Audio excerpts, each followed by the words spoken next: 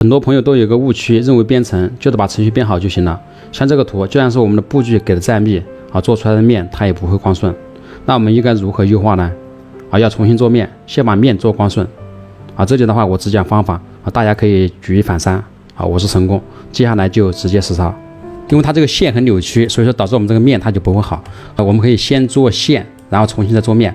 我们可以把它分为2个区域，就是这边一个区域，这边一个区域来做。首先我们进入到建模，然后选择截面曲线，然后再使用删除面，把这些面烂面把它删掉。删掉以后呢，这边我们使用桥接把它接起来。接下来我们再使用拉伸，这边再选择截面曲线。这里我们重新做一条线，再使用桥接。这里都看明白了吧？把线做好，做面就很简单。我们使用通过曲线网格，第一条、第二条，然后交叉曲线，第一条、第二条。我们来看一下，它为什么这边还是不行呢？因为这个线的原因因为这个线我们是用截面曲线，我们把这个线把它隐藏，然后重新做线，这我们再使用桥接。好，那我们再来第一条、第二条，然后交叉曲线，第一条、第二条。这时候我们来看，对吧？这个面就比较 OK。做面的话，我们肯定是要先有线，然后再有面，对吧？好，接下来我们再把这边再把它延伸一点过来，然后再把它进行修剪，然后这边呢再修剪一下。修剪好以后，我们再把这边再重新做一个面。这个面我们怎么做呢？首先的话，我们中间要有一条线，对不对？我们把这边做一半，这边做一半。那做之前，我们要先把这个线把它做光顺，要不然这个线不光顺，我们这个面它肯定是也不光顺的。好，这个线的话，我们怎么去把它做光顺呢？好，我们可以使用点击，第一条线，这里我们可以给它15个点，点稍微密一点，对吧？这边同样的。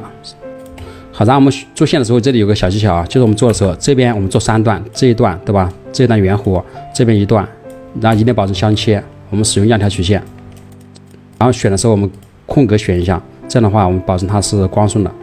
好，然后这边我们给它相切，空一个点。好，这里我们看对吧？这个线它是不是很光顺了？这边也是一样的方式，这边我就快进一下好，这边做完之后呢，就是一个这样的效果那我们接下来还有把这里要连起来，这边要重新做一下，这里要连一条线。这边我们同样的还是使用样条，因为这个区域的话，我可以把它往后面来一点这个点。那怎么做呢？这边选择相切，这里选择后面这里，这边相切，对吧？为了让这个线光顺一点。这边做完之后呢，这边同样的选择点击，这里选择10个点。好，然后再使用样条，有一个点选一个。那这个点呢，选择好，这里我们先给它来个截面曲线截面曲线上把这里跟这里，然后是从哪里呢？从这个点这里这个方向截取，那这里就会出现一个点，对吧？好，这个时候我们再用样条把它连起来，这样的话就会准一点。好，选完之后呢，接下来我们再选择桥接。好，这样的话我们就线就做好了。把这个线做好，我们做面就很简单。我们使用通过曲线网格，好，第一条主曲线，第二条交叉曲线，第一条，第二条，这边也是一样的，然后交叉曲线，第一条，第二条，对吧？这个线就做这个面做好了。你看对比之前的话，就是不是光顺很多了？